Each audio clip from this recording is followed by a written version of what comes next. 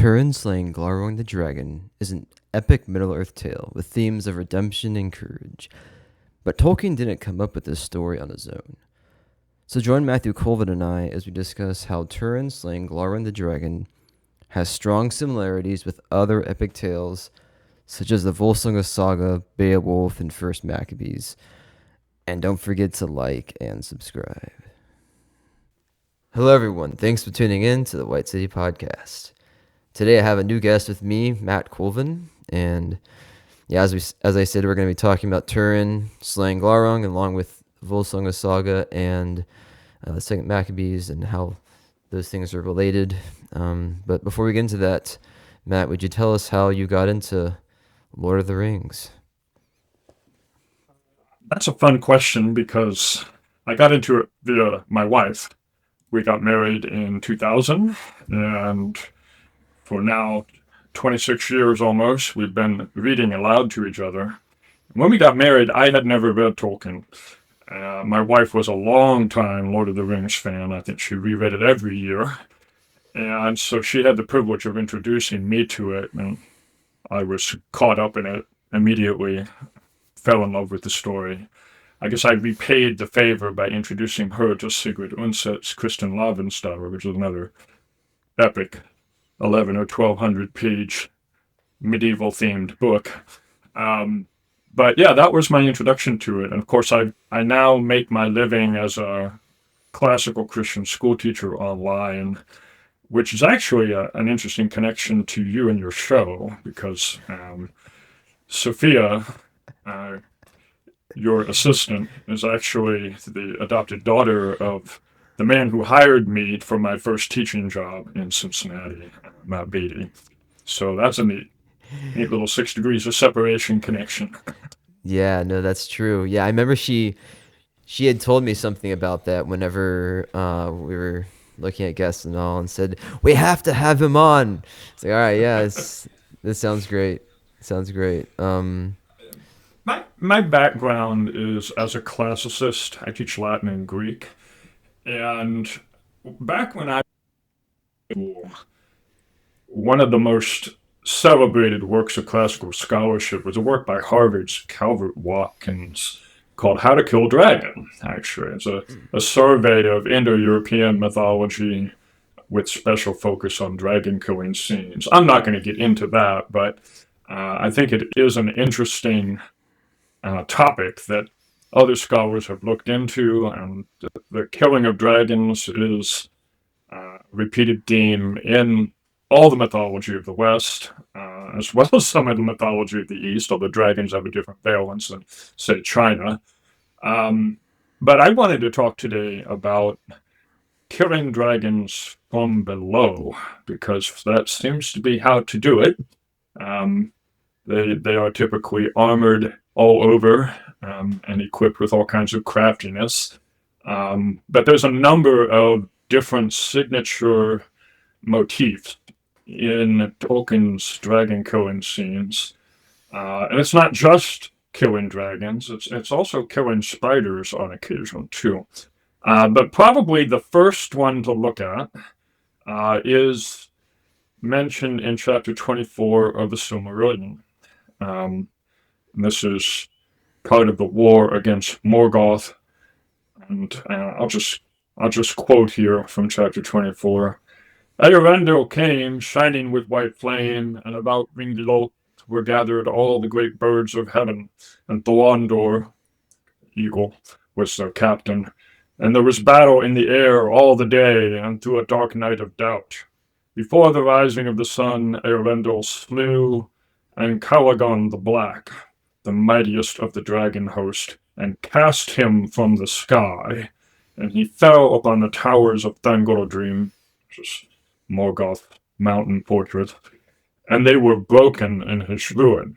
So that's a little bit vague, this description from the siege of Angband. We're not explicitly told where exactly Earendil is when he kills Ancalagon the Black, but Ancalagon falls out of the sky, so unless you've got F-22 fighter jets or something, you're probably aiming from below. And then it just kind of, I want us to kind of keep track of the themes here. The fact that the towers of Tangora Dream were broken in his ruin suggests that when dragons get killed, they do a bunch of thrashing around, and then there's destruction. These are themes Tolkien did not make up. They're themes that he gathered from traditional dragon killing stories, and probably the most prominent one is the Volsunga Saga, which is a piece of German mythology. I don't know. Have you had occasion to talk about connections between Tolkien and the Volsunga Saga before on this show? A little bit, but I had on somebody from Denmark, and she was talking about it. But she was talking about a lot of different ones and pulling bits and pieces. So we didn't exactly like hone in on like one story.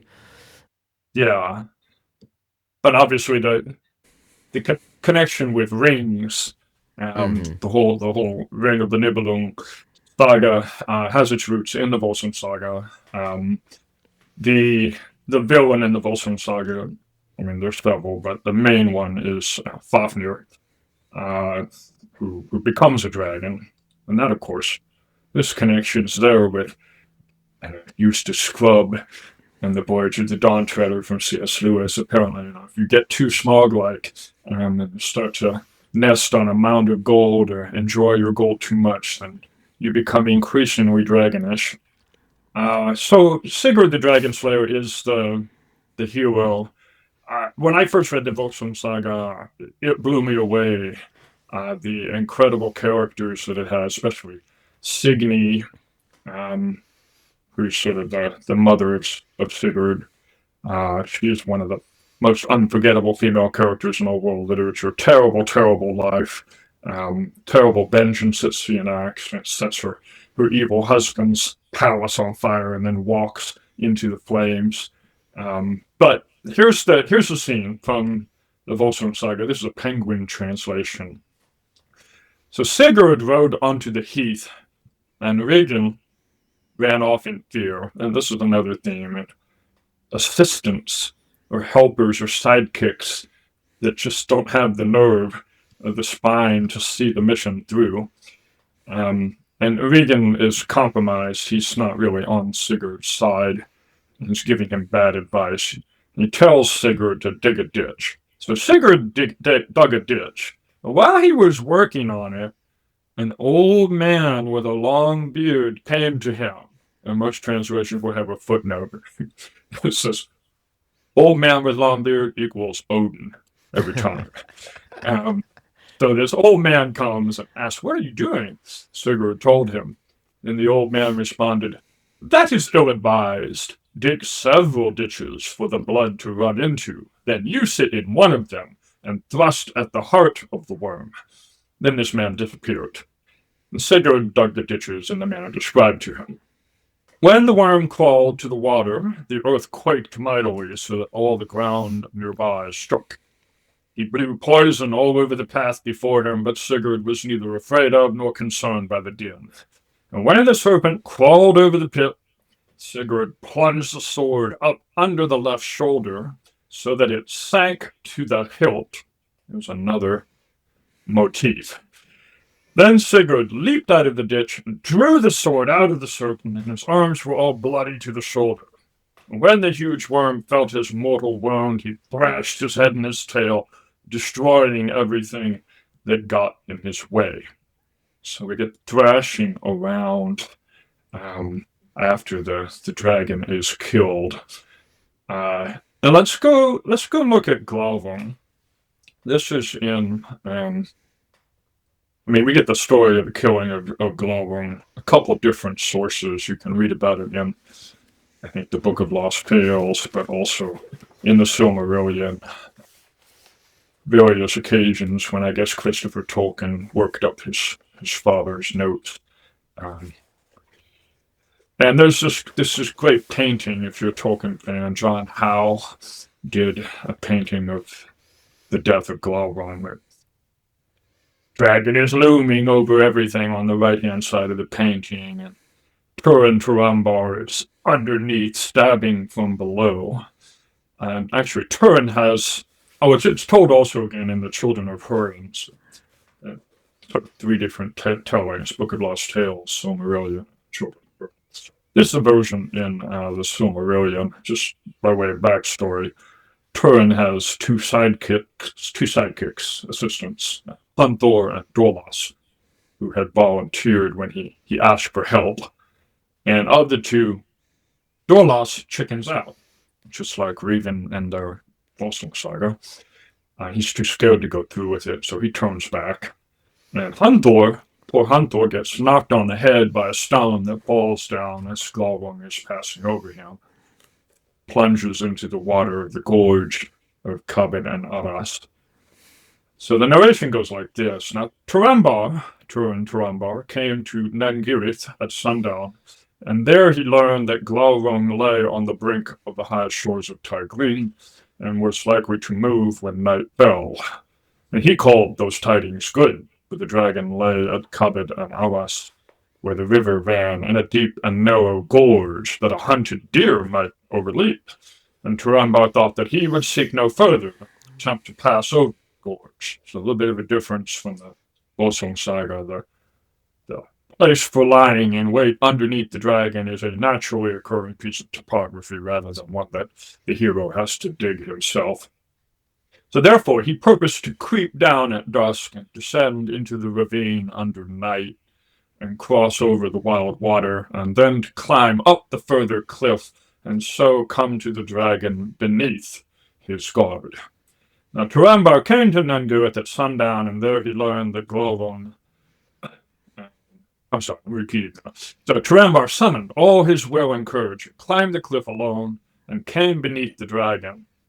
And then he drew Gurthang, so we have another lovely named sword, like Excalibur or Sting, Earendil. And with all the might of his arm and of his hate, apparently if you hate the dragon, it gives you a little extra strength bonus, he thrust it into the soft belly of the worm, even up to the hilts. But when Glaurung felt his death pang, he screamed, and in his dreadful throe, he heaved up his bulk and hurled himself the chasm, and there lay lashing and coiling in his agony. I'm picturing a snake that's been wounded. He set all in a blaze around him, and beat all to ruin until at last his fires died, and he lay still. So we're seeing some of the elements of the dragon slaying type scene.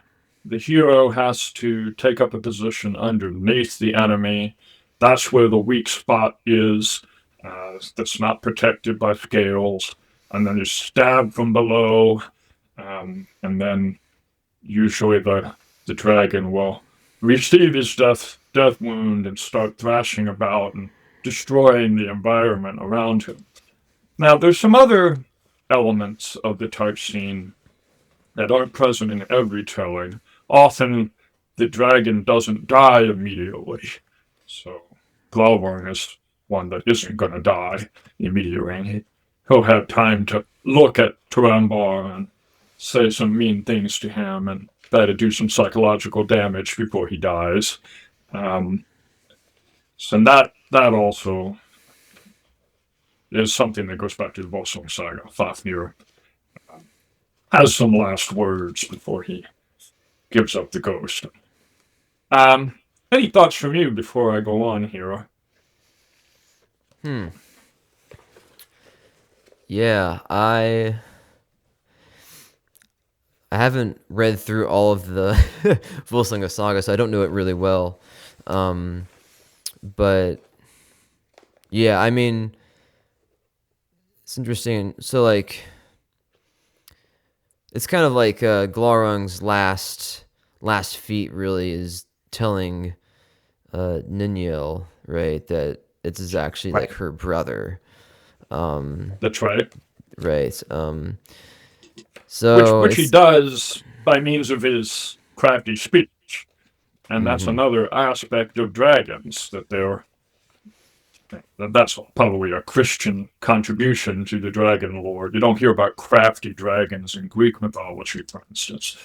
But the serpent is the craftiest of all the beasts of the field in Genesis 3, and that seems to be a feature that Tolkien takes up. They're also vain, though. Dragons they can be fooled, so maybe we should look at the Hobbit, actually, because Smaug is another of Tolkien's dragons killed from below.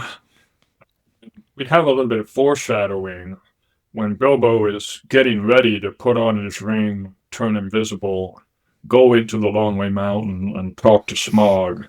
He actually tells the dwarves, every worm has his weak spot, as my father used to say, though I'm sure it was not from personal experience.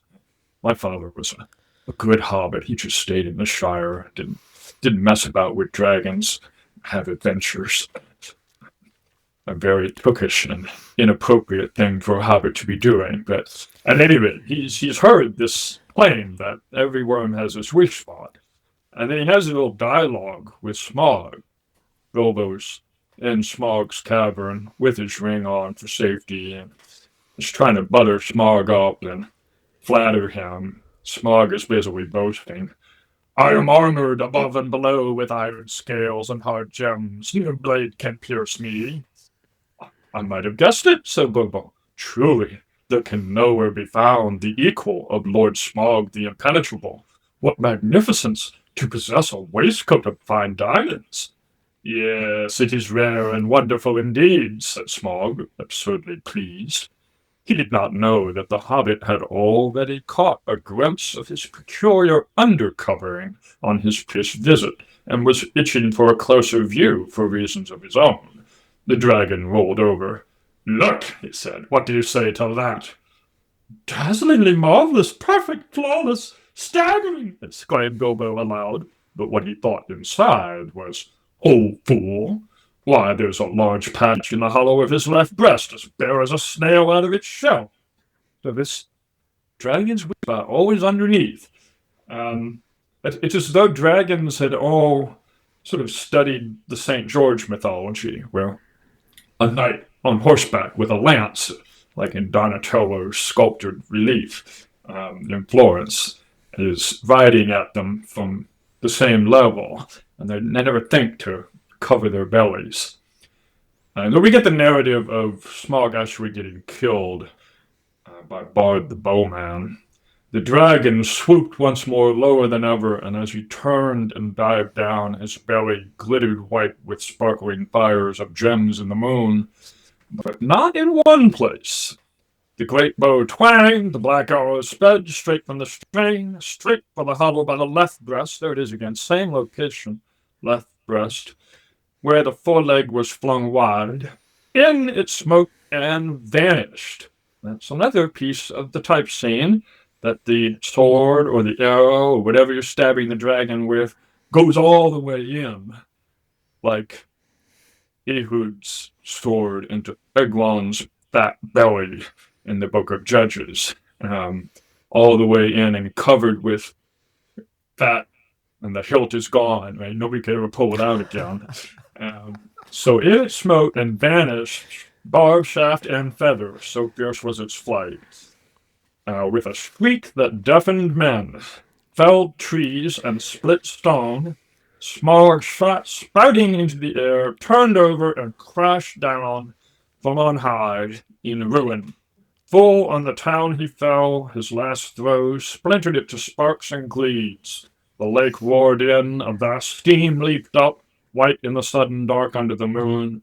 There was a hiss, a gushing whirl, and then silence. And that was the end of Smaug and Esgaroth, but not of Bard. So once again, that thrashing and the crashing and the descent of the dragon from on high causes all kinds of destruction. And that final lashing out, that I think is a kind of biblical motif. The great dragon and Satan tries to devour the child of the woman who's clothed with the sun, and he doesn't succeed. he's let go for a little bit longer. His last desperate attempt, thrashing around, doing lots of damage, but ultimately it's to no avail. So I think we're seeing, the elements. Just to kind of recap them here. The hero from below, maybe with an arrow, maybe with a sword, maybe in a hiding place. A weak spot, often under the left front leg, that is unarmored. The dragon overconfident, for one reason or another, trusting to his size, his power, his scales, and then gets stabbed or shot, falls, realizes he's dying, lots of thrashing around, and then maybe there can be a little dialogue after his death to make one last temptation or try to plant some seeds of doubt or misapprehension or mislead the hero in some way that would be damaging to him later. Try to take his last revenge with words. Now, this from below motif, I think we also see it with Shelob in the Two Towers. She's not a dragon, she's a giant spider, descended from Ungoliant, an earlier spider. I was hopeful, as I was trying to find all the from below dragon scenes, I was hopeful that Ungoliant, the arch spider, would be another one. But no, Ungoliant eats itself, perishes of hunger. Let me read this too, from the Two Towers. Hopefully I'm not filling your podcast with so much quoted Tolkien that Tolkien's estate gets involved here. No. I've heard people quote it in podcasts before, so, you know. Yeah, we're taking sections. We're taking sections of it, so. That's right. Just a little bit at a time. Fair use. Yeah, it's like, fair use, exactly. Yeah. That's right.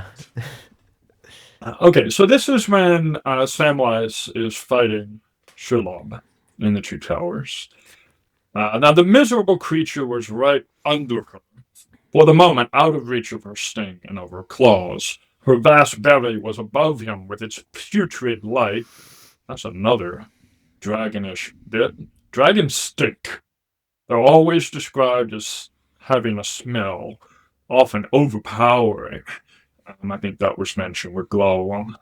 Her vast belly was above him with its putrid light, and the stench of it almost smote him down. This is one of the dragon's weapons, right? Be big, have a lot of sharp teeth, be able to fly, breathe fire at people, and stink to high heaven. Still his fury held for one more blow, and before she could sink upon him, smothering him in all his little impudence of courage, he slashed the bright elven blade across her with desperate strength. But Shelob was not as dragons are, Tolkien says. No softer spot had she, save only her eyes. So even though it's not actually a point of comparison, Tolkien is so caught up with the type scene that he feels he needs to mention the point of dissimilarity.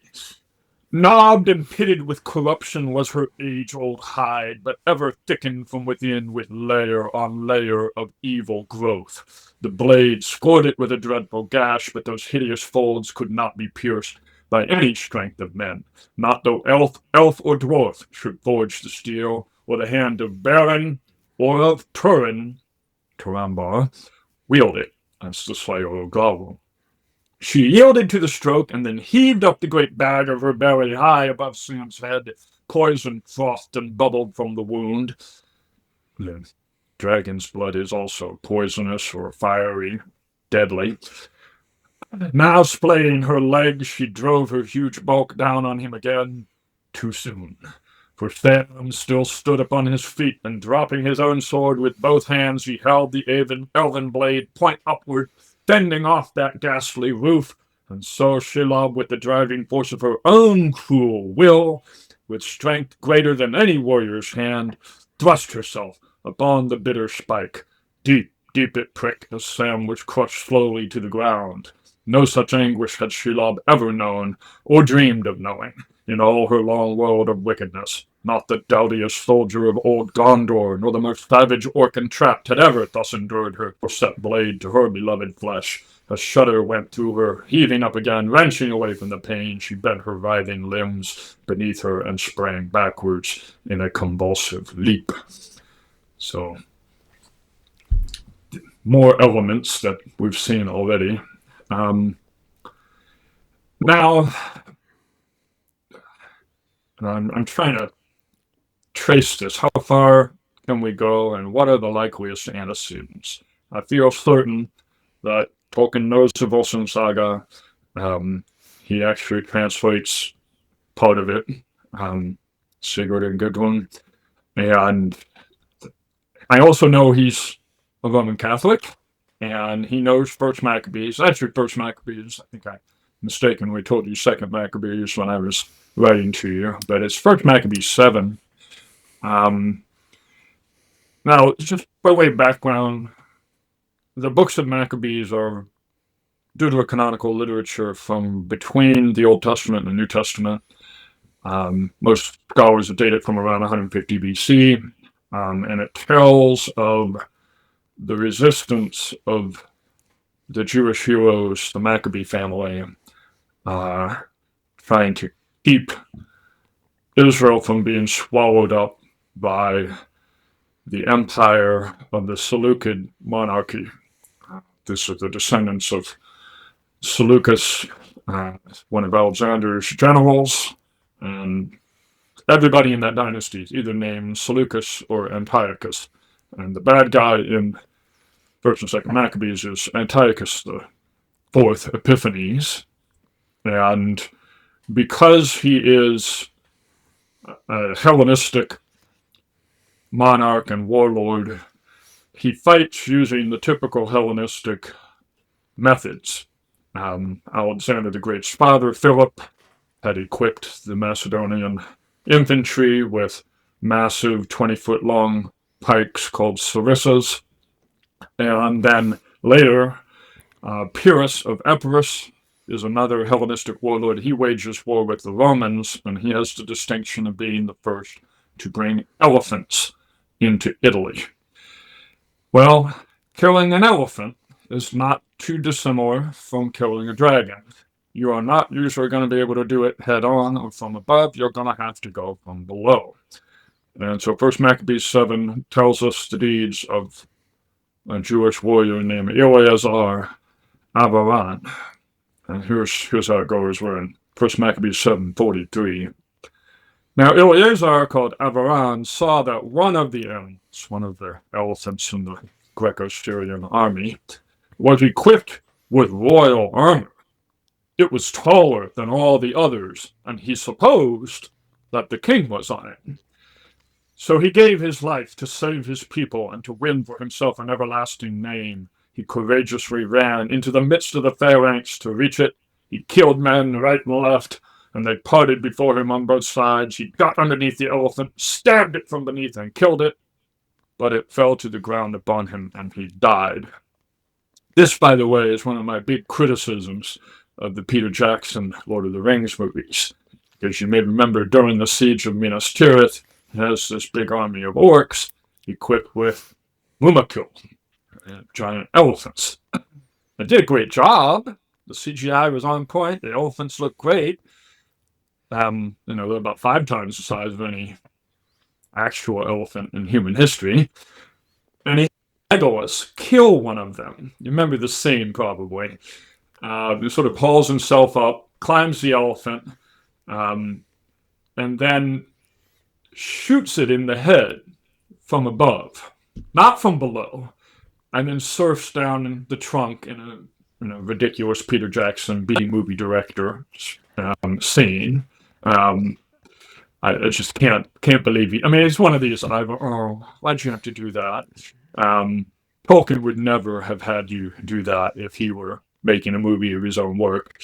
Not that he probably would, but I thought that scene, it had a lot more to do with Luke Skywalker destroying AT-AT walkers in The Empire Strikes Back than it does with any of the literary antecedents that Tolkien would have been channeling.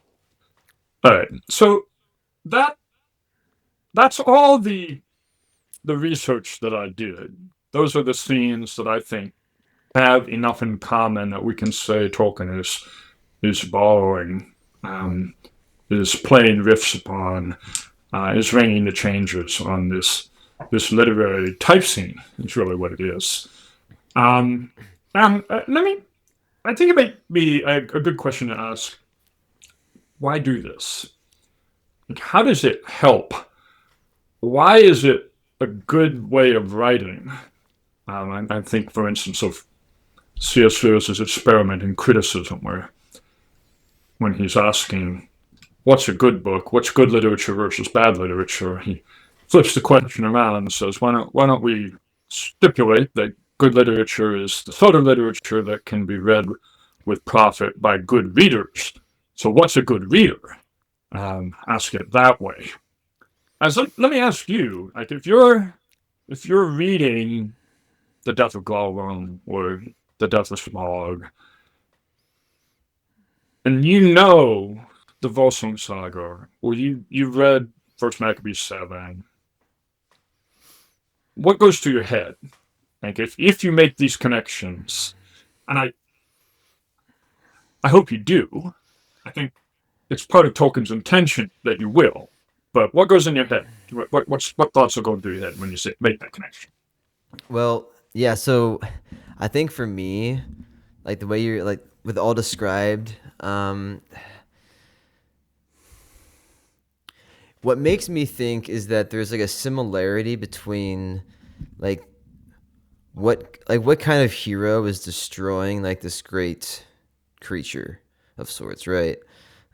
So it makes me think that like this hero is in some way like seems to be beneath this monster and is not supposed to be like this great huge warrior, right? But like they're like you get like Turin goes in, he's basically sneaks in.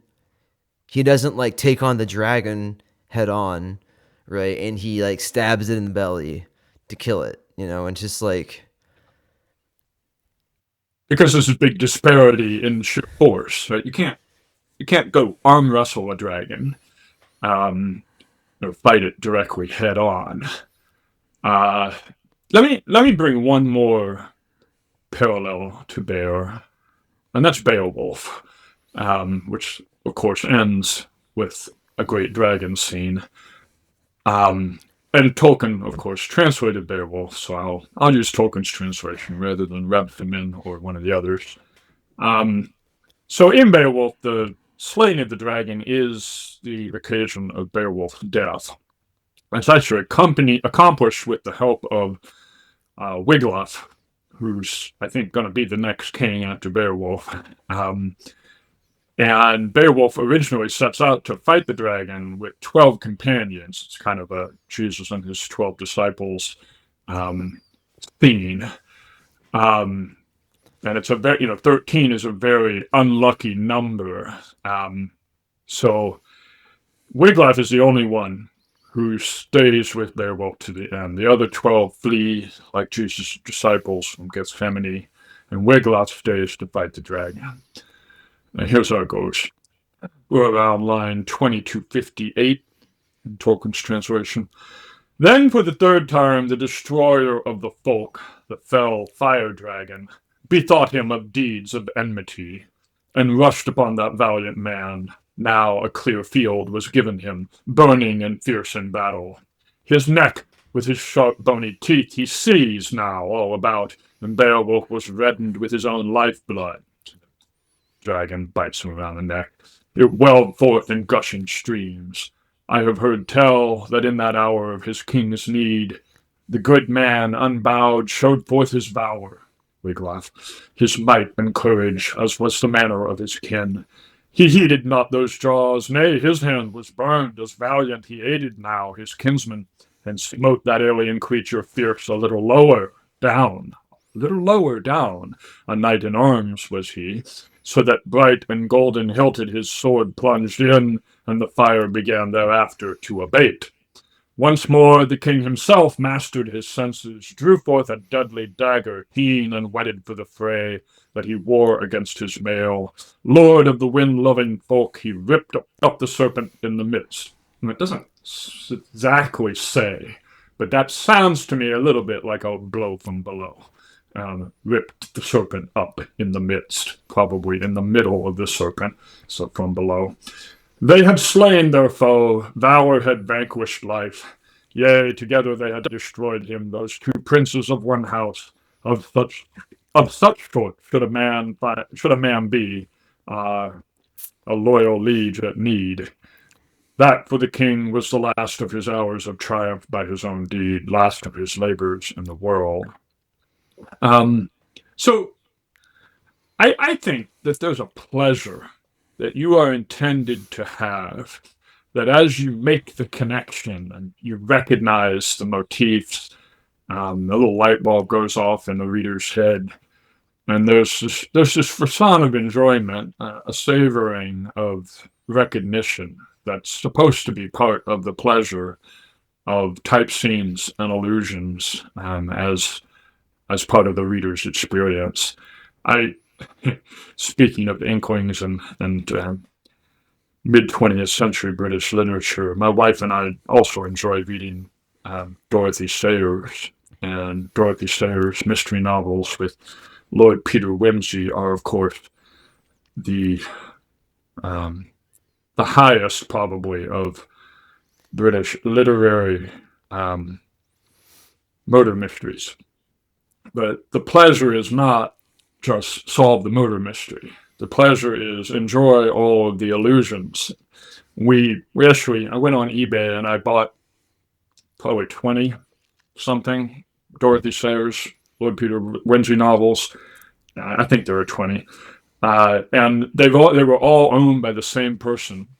And this person just filled the margins with illusion, ? And all these little notes. Anytime she thought she had detected the illusion, she would jot it down. And it was actually kind of funny to see how many she was missing. Or maybe she just forgot to note it down. So there's that pleasure of detecting it and seeing it. But I think also there's an intent that we should understand dragons against the background of other dragons. That the biblical story about mankind's victory in the seed of the woman crushing the serpent's head, that is to be perceived as the story behind all these stories. And we should be encouraged. We should learn that dragons can be beaten and killed from the type scene story, as we see it in Tolkien. That's a very biblical method, right? Type scenes are used in scripture quite a lot, and also in other epic. So when you read Homer, there's feasting type scenes. Someone has a dream, and Odysseus arrives somewhere, and his host asks him, "Tell us who you are." There's repeated scenes with variation. Or in the Bible, there's the woman at the well type scene. Often authors can subvert a type scene and surprise us. So in John 4, the Samaritan woman at the well is not, it's not going to end up to be a romantic scene. She's not going to end up marrying Jesus the way Rebecca ends up marrying Isaac, or the way Samson and Moses end up marrying women that they meet at wells. But it's almost musical, that there's repetition with variation. That's part of the literary experience. Good readers detect it. They note what is done. There's this flash of recognition. Part of being, I think, a cultured reader is to be able to spot these things. Yeah, no, That's a good point. I stick to a lot of kind of Tolkien related material, um, to like kind of brush up on ideas. I know like my sister-in-law, who was like a literature or English major in college, is like trying to get me to make sure to like, you need to listen to these other podcasts here that are gonna, tell you like more about literature in general, or that kind of thing, or even just like reading the Saga of the Volsung, right? That would be like another like kind of good way of getting those, like you're saying, like kind of the type scenes and other influences.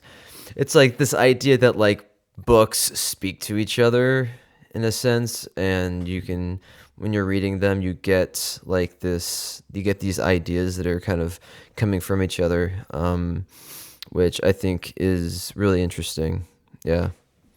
I mean, it's a very anti-modern way of storytelling. I mean, we live in an age that idolizes originality and that thinks that the goal of art is to prophesy forth the soul and the inner experience and the mind of the author. And I mean, not that Tolkien isn't creative or that he isn't original, but he also knows that the power of myth is not in its originality. The power of myth, and here we could make connections to Carl Jung, and I could start sounding like Jordan Peterson talking about archetypes, but I won't go there too heavily. Suffice to say, these things are rather hardwired in us. They speak of realities, spiritual realities, and human realities, part of our collective consciousness, things that happened to our ancestors that we memorialize and that resonate with us at a deep level. And therefore, failing to tap into those things, failing to make these elusive callbacks to earlier drag slaying, or earlier women at the well, or any of the type scenes that Homer employs. Not availing yourself of that is actually sort of leaving a whole lot of literary impact on the table, failing to capitalize on what makes human beings tick, what inspires us. So, what are the takeaways from the dragon killing scene? I think we are encouraged to hope that there can be victory over absurdly overpowered foes. That no one could ever beat a dragon by himself, head on, without attack from below or some other trick. Uh, that our foe is hostile and incredibly destructive. Um, Many of the dragons are also extremely clever and crafty. That's what we're up against. A baleful, hateful, non-human reptilian presence that wants to destroy us. And then, even as the foe is vanquished, he's so full of hate that he'll try to do some last harm by having deceptive speech with his last breaths, or by thrashing around and destroying your city as he falls. Um, the character of dragons is a reflection of the character of Satan, archetypal foe. So yeah, that I think it's just a really powerful storytelling technique. The great literary artists will be aware. Harold Bloom talks about this in his Anxiety of Influence. Aware of the forebears who have gone before and the stories that they have told. And it's not the act of just to say, I'm ditch it and do something completely new. No, the great storyteller takes up the past, transforms it, puts his own spin on it, makes it more vivid, more powerful, mixes the dragon in encounter with new foes. And that's one of the things that's neat about Tolkien. There's a big difference in variety.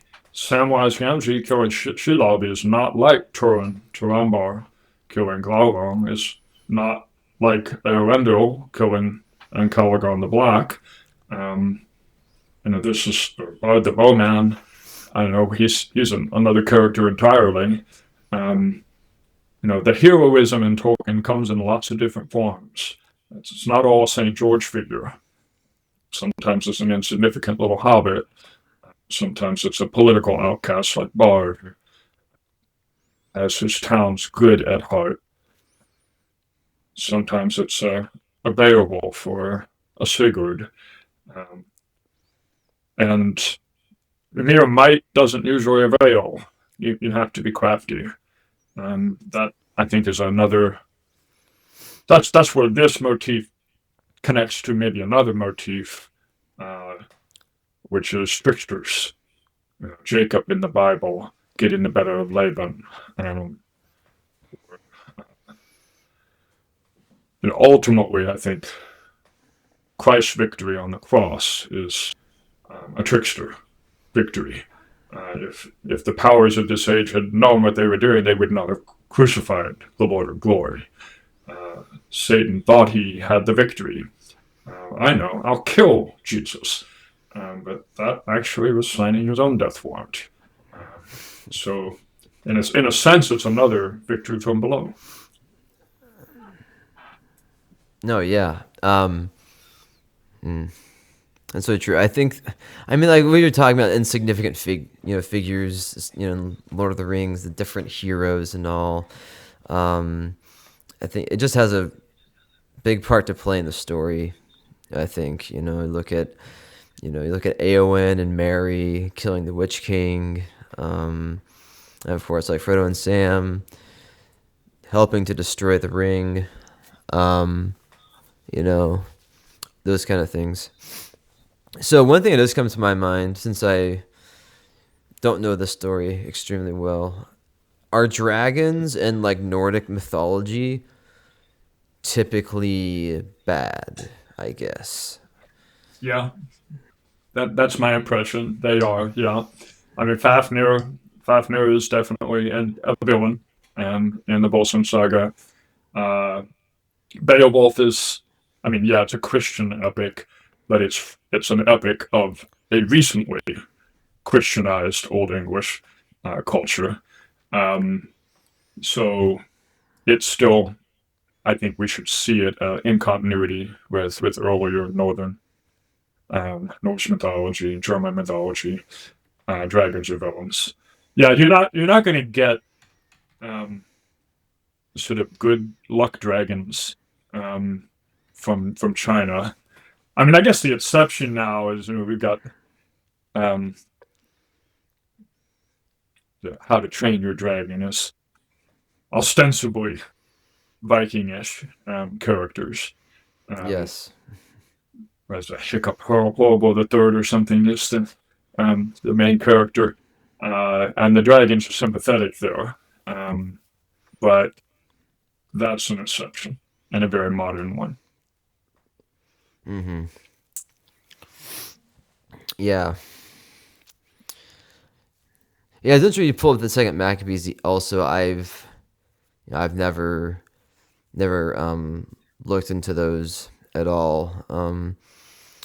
It's very interesting. By the way, in connection with that, can I go back to something you were saying earlier about Mary and the Witch King?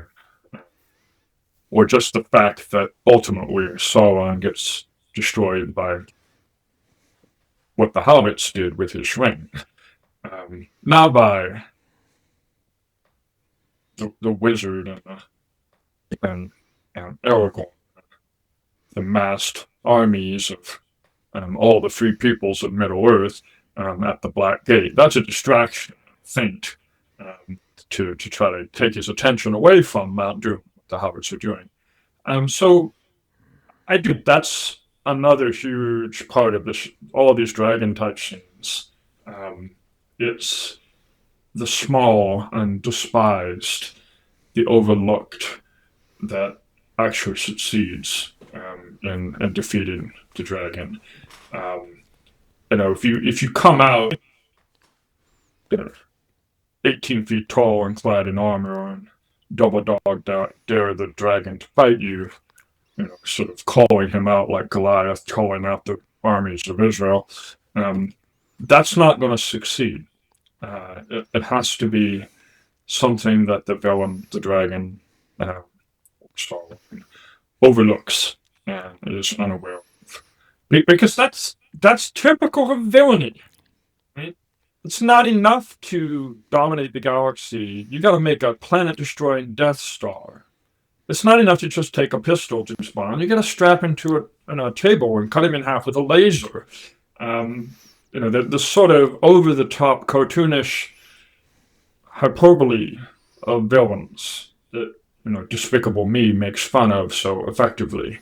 The villain always has some crazy scheme to completely overpower the hero and all the good guys. And often it's because of that overconfidence, because of Smaug trusting in his magnificent suit of impenetrable scales. Or it's because of Sauron thinking he can just overwhelm the armies of Middle-earth. It's because of Antiochus Epiphanes thinking he can just dominate this pitiful little country of Israel with his army, with its elephants. Because of that, the hubris falls. It's hoist with its own petard. It overlooks the fatal weak spot that it should have guarded, and ends up being defeated. And I think that too is that's a deeply encoded archetypal truth. It's an aspect of Satan's character that he's overconfident and he thinks he can just overpower people. It comes back to bite him. Mm-hmm. Yeah. Yeah, I guess that's kind of just like the general theme, right? Of these kind of evil characters wanting power and kind of these humble characters who are persevering against evil in the face of it, right? Yeah, it's a big part of the Lord of the Rings story, and I guess, and even the Silmarillion too. But yeah, it would be interesting to sort of survey the motivations of all the heroes who kill the dragons. Very few of them are out to kill dragons in order to get glory and mount the dragon head on the wall of their house or something. It's normally to defend your people, or defend Lake Town, or rescue your master, Mr. Frodo, who's been taken by this spider, or to help your king Beowulf, who's defending his people from a rampaging dragon that's a scourge of the countryside and is burning up villages and farm fields. Maybe Earendil, we would say, is not so altruistically motivated, but I don't know, even he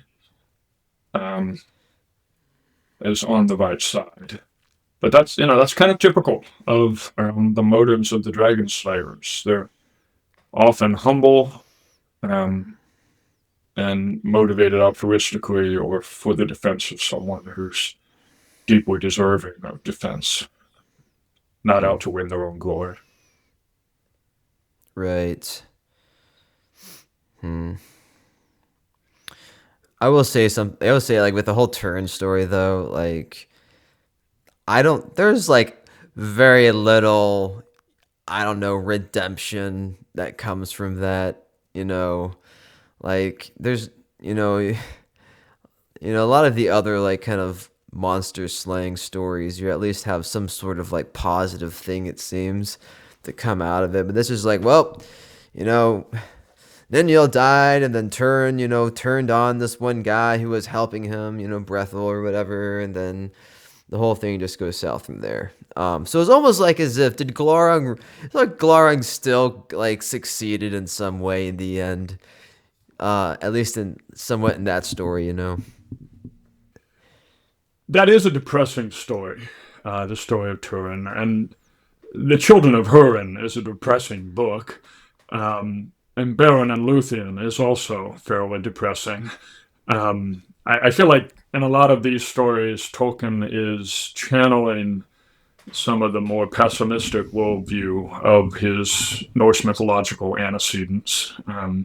Sigurd is an unhappy story, doesn't end well, a lot of tragedy, um, a lot of disappointment and bitterness in the end. Do you have any, yeah, any closing thoughts? Yeah, I think that we've kind of hit on a lot of good topics. And yeah, I think that just that major theme of dragons, just being evil and their, kind of their wormy ways, and then and being, they're just kind of like the monsters in general, right? Kind of powerful creatures and the small people who are destroying them. Even with Turin's, just horrible demise, you know.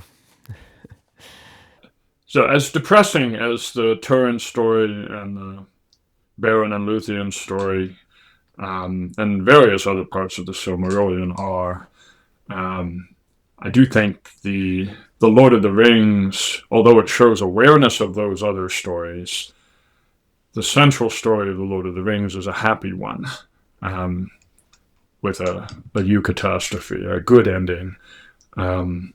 It doesn't end in sorrow and tragedy.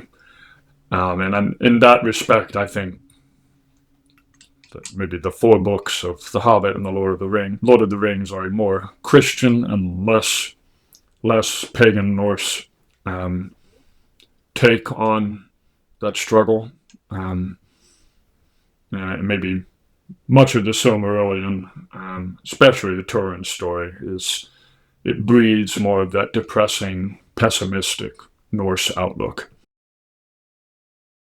That's a good way of putting that. I've kind of always thought some of the similar things, and not that you can't find a lot of Christian themes in the Silmarillion, but you can, like, if you read it, then you realize that, like, you got like a monotheistic God more or less, and how he's like creating things and etc. Of that. Lord of the Rings definitely seems to have more of this like themes that you can pull from it in general. It's kind of more well-rounded in that way with the worldview look at it. I definitely agree. I mean, I wouldn't characterize the Silmarillion as a pagan work of literature from the very opening chapters, where Ilúvatar creates the world by means of his chorus of Ainur, and Morgoth or Melkor is braying like a trumpet and trying to get the melody into his own hands and fighting against the composition that Ilúvatar has made. That's such a classic statement of what is evil, and it's a deeply Christian view of what is evil. And how does God deal with evil? Well, it's bad, it's against his intentions, but he weaves it into his master symphony. He brings good out of it in spite of the intentions of the evil characters.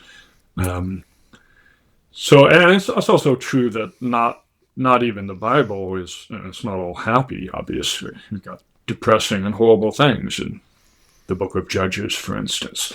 And so maybe we should treat some of the Silmarillion and the tragedy stories of Turin and Beren as the equivalent of the book of Judges in the larger Tolkien canon. Yeah. Well, thanks, Matt, for coming on and talking about all this stuff. Yeah, it's been great. I always get somebody, somebody different insight on things and the way that they look at like some, different things in Lord of the Rings, and also it's fun. I should give credit before we go here. I want to give a shout out to my wife. A lot of the ideas I shared with you just now were worked out in the course of a hour-long car conversation while we were driving a couple weeks ago. So and she's a huge Tolkien fan. I know that if you ever wanted to have her on, she would give you an interesting conversation. That's great. It sounds great to me too. Yeah, that would be awesome. Yeah. Thank you, Phil. Oh, yeah, and thanks everybody for tuning in. We'll catch you for our next episode next week.